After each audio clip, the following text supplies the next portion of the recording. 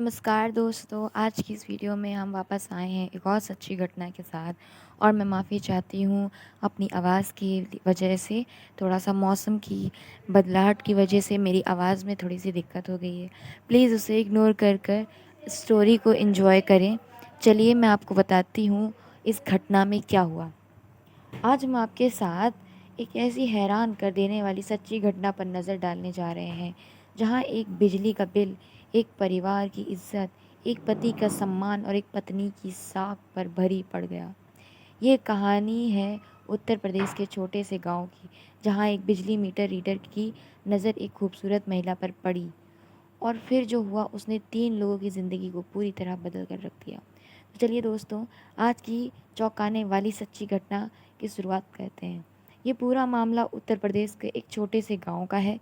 यहाँ रहने वाले एक व्यक्ति का नाम रमेश, उम्र लगभग 37 साल, पेशे से किसान, मेहनत मजदूरी करके अपना गुजारा चलाने वाला एक आम आदमी।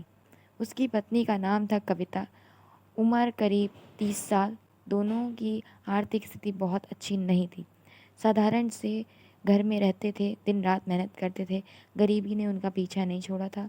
इसी गांव में बिजली विभाग में एक मीटर रीडर काम करता था। नाम था विक्रम, उम्र 28 साल के आसपास। उसका काम था गांव-गांव जाकर बिजली का मीटर की रीडिंग निकालना और बिजली जमा करके सूचना देना।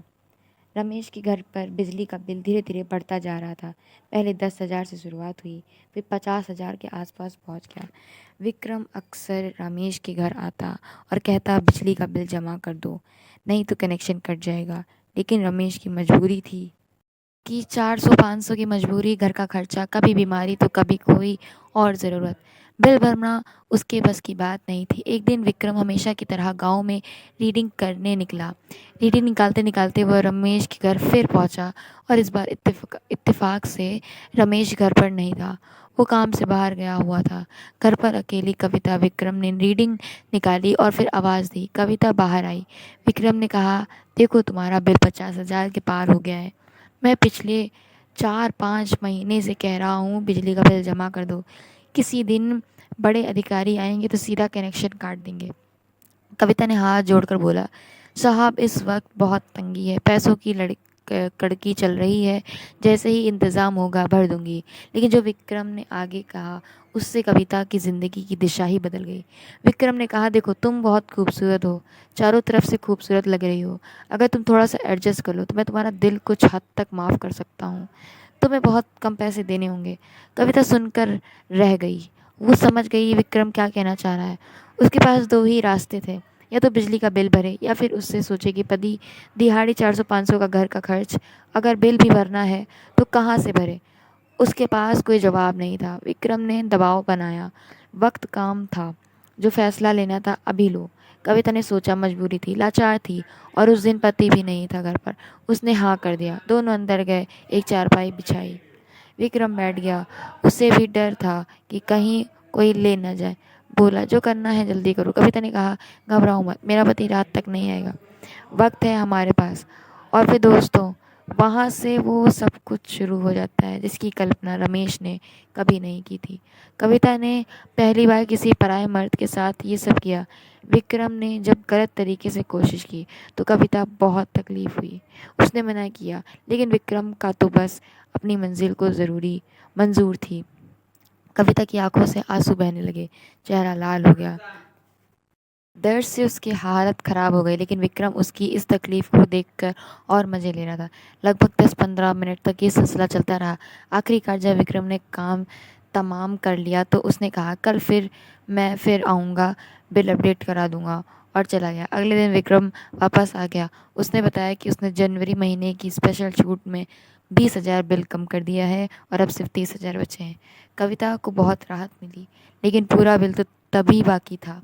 विक्रम ने फिर वही बात कही, आज वक्त है, थोड़ा एडजस्ट कर लो तो 5,000 खुद जमा कर दूंगा, धीरे धीरे पूरा बिल माफ़ करवा दूंगा। कविता ने सोच में पड़ गई। पहली बार का दर्द अभी ताज़ा था, लेकिन मजबूरी ने फिर भी उसे हाँ करने पर मजबूर कर दिया।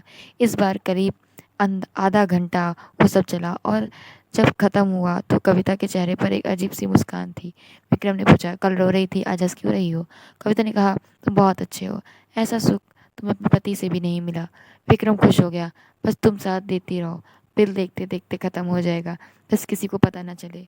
उस दिन शाम को रमेश घर लौटा तो कविता की हालत देखकर हैरान रह गया। वो अजीब तरीके से बैठी रही थी और रमेश ने पूछा, तबीयत ठीक है? कविता ने कहा, पेट में दर्द है, बदन दर्द। रमेश ने दवा लाने की बात करी तो कविता ने कहा, जलन की क्रीम ले आना। रमेश मेडिकल स्टोर पर गया। दुकानदार ने पूछा, जलन है? तो रमेश ने बताया नहीं। दुकानदार ने अंदाज़ा लगाकर क्रीम दे दी। कुछ दिनों बाद कविता ने रमेश को बताया, बिजली वाला आया था, 20,000 की छूट मिल गई, मैंने अपने पास से 5,000 दे दिए, अब 25,000 बचे हैं। रमेश को यकीन हो गया कि पत्नी ने पैसे जमा कर कर दे दिए हैं, लेकिन उससे क्या पता था कि ये पैसे की कीमत पर जमा हुए हैं। एक दिन कविता बाथरूम में नहा रही थी तो उसके पास विक्रम का कॉल आया। रमेश ने फ़ोन उठा लिया। हेलो करते ही सामने से कॉल कट गया। रमेश ने उस नंबर पर कॉल बैक किया तो किसी ने उठाया नहीं। थोड़ी देर बाद व्हाट्सएप पर एक मैसेज आया, आपके पति ने फ़ोन उठा लिया। व्हाट्सएप डीपी पर प्रोफाइल पिक देखकर रमेश का खून कॉल उठा। वो तस्वीर विक्रम की थी। रमेश ने कविता से पूछा, ये कौन है, क्यों मैसेज कर रहा है? कविता घबरा गई, उसके पास कोई जवाब नहीं था। रमेश ने एक प्लान बनाया। उसने कविता से कहा कि वो बाहर जा रही है और रात को लौटेगी, लेकिन वो गया नहीं। गांव के किनारे वो उस रास्ते पर जाकर बैठ गया जहाँ से विक्रम आता है। उधर कविता ने विक्रम को फ़ोन किया। मुझे लगता है कि पति को शक हो गया है। विक्रम ने कहा, चलो आज ही मिलते हैं, पता नहीं कब मौका मिले। विक्रम तुरंत अपनी बाइक उठाकर कविता के घर की तरफ चल पड़ा। रमेश ने उसे आते देख लिया, पीछे से पीछा किया। विक्रम घर के सामने ही बाइक खड़ी की, अंदर घुस गया और दरवाज़ा बंद कर लिया। रमेश ने दरवाज़ा खटखटाया और अंदर कविता और विक्रम। हाथ पाँव फूल गए, मजबूरन दरवाज़ा खोलना पड़ा। कविता ने कहा, तुम तो बाहर गए थे। रमेश ने कहा, मैंने प्लान बनाया था और वो कामयाब रहा। विक्रम अंदर है और वो डंडनाता हुआ अंदर गया। विक्रम बिस्तर पर बैठा हुआ था। रमेश ने उसे देखा और उसका खून और ज़्यादा खौल गया। उसने विक्रम की पिटाई कर दी, उसकी वीडियो बनाई और फिर पुलिस को बुलाया। पुलिस ने विक्रम को हिरासत में ले लिया। विक्रम ने बहाने बनाए, मैं सामान उठाने आया था, यहीं बैठ गया, लेकिन पुलिस के पास सबूत थे। एफआईआर दर्ज हुई, बिजली विभाग में शर्मिंदा था। फिर घर लौटकर रमेश ने कविता से पूछा, बताया पूरा सच? कविता ने रोते हुए सब बता दिया। विक्रम ने डराया, कैसे एडजस्ट करने को कहा और कैसे वो मजबूरी में फंस गई। रमेश ने कहा, अगर मेरे हाथ पाँव मजबूत हैं तो मैं कहीं से भी पैसे ले आता, बिल 50,000 हो या 1 लाख, वो मेरी सरदर्दी थी। तो तुमने ये सब करने की क्या ज़रूरत थी? कविता ने कहा, मुझसे गलती हो गई, ये पहली बार और आखिरी बार गलती है। तुम्हारे अलावा किसी पराये मर्द के साथ ऐसा कभी नहीं किया था और डर और मजबूरी में फंस गई।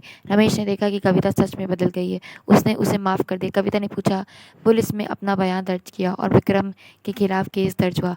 दोस्तों, ये कहानी सिर्फ एक घटना नहीं, ये एक सबक है।